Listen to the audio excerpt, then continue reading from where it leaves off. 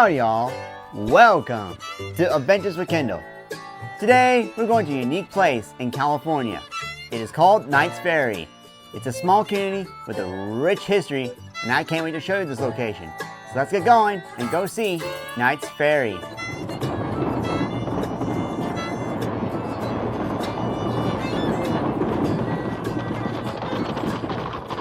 Welcome to Knights Ferry. Let's go check this place out. Today's destination is 40 miles east of Modesto on the Stanislaus River, just east of Oakdale. The town is an unincorporated community with a listed 98 residents.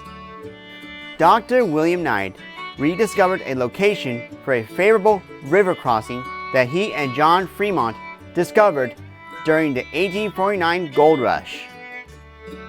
Dr. Knight and Captain James Bantine built a hotel and trading post near the crossing. Knight was killed on November 9, 1849. Bantine operated the ferry alone and then later with John and Louis Dent.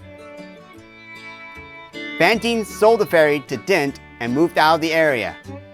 Dent operated the ferry and changed the name to Dentsville, although the town's inhabitants called it Knights Ferry or Knights Crossing.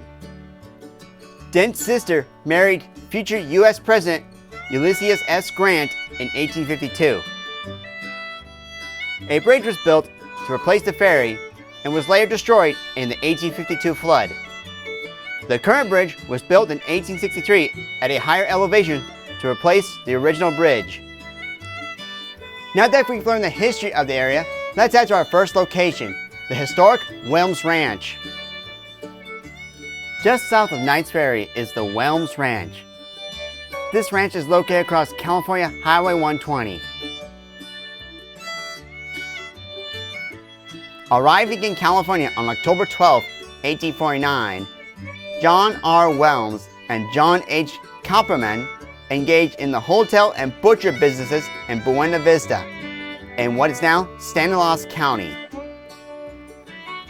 They bought up mining claims and settlers' claims until by 1852 they had a tract of 3,600 acres. The KW brand was the first in Stanislaus County in 1852.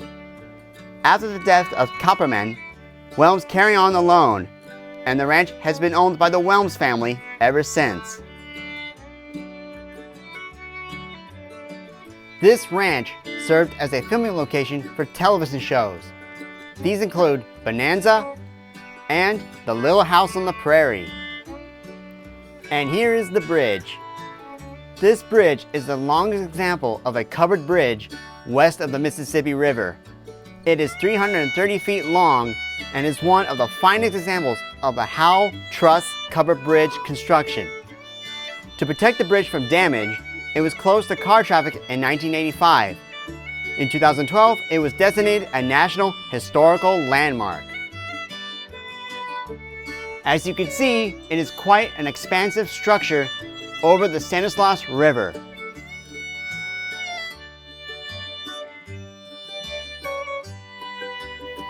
There are other structures within the vicinity on the long covered bridge. This includes the Stanislaus River Grist Mill, also known as Tulloch's Mill. In the late 1850s, David Locke built Knights Ferry's first flour mill.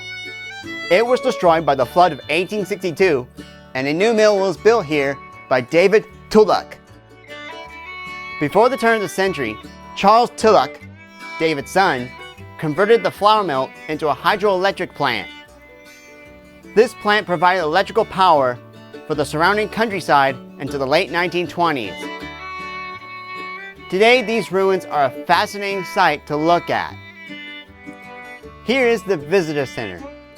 Inside this building, you can learn a lot about the area, whether it's about the history of the region or about the local wildlife.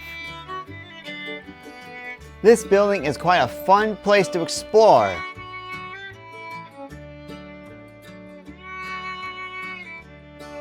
And here is some friendly wildlife. Just kidding. Now let's head into town and explore it. There are historical sites to see here in town, such as the Abraham Shell House. Built in 1856 out of sandstone, it was owned by Abraham Shell. He was the owner of the Rancho del Rio and the Sasalao. There is also the Lewis Dent House. Built in 1851, it was owned by Lewis Dent, the brother-in-law of future President Ulysses S. Grant, who visited Knights Ferry in 1852 when he was an army captain in Benicia and Eureka. It is the oldest home in the community. There's also Knightsbury Community Church. Built in 1890, it was meant to replace previous structures constructed in 1860. This church conserved the original pews, altar, and upper windows. Today, the church still holds services hosted by Pastor Bob Sadler, along with the general store, which is the oldest operating general store in the state of California. Built in 1857 by Moulton and Drew as the second structure in town, it was bought by George Valpy, who became a Wells Fargo agent in 1867. Finally, there's Miller's Hall. Constructed in 1863, this building operated as a restaurant, pool, and poker parlor on the ground floor and a dance hall upstairs. It was restored in 1984 by the Knights Ferry Historical and Museum Associates and is now the home to the post office, community library, ice cream parlor, and local made goods shop. Boy, did I have fun at Knights Ferry. The town is quite charming and full of historical landmarks.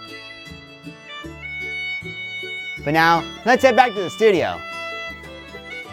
I hope you had a great time learning about Knights Ferry. It was a blast learning the rich history of the area and exploring the long covered bridge and the quaint little town. It was charming and peaceful, like Mayberry. And I hope you're ready for our next adventure, because we're going back to Utah to explore our land art installation known as the Spiral Jetty. It's going to be a fun time exploring art in the great outdoors.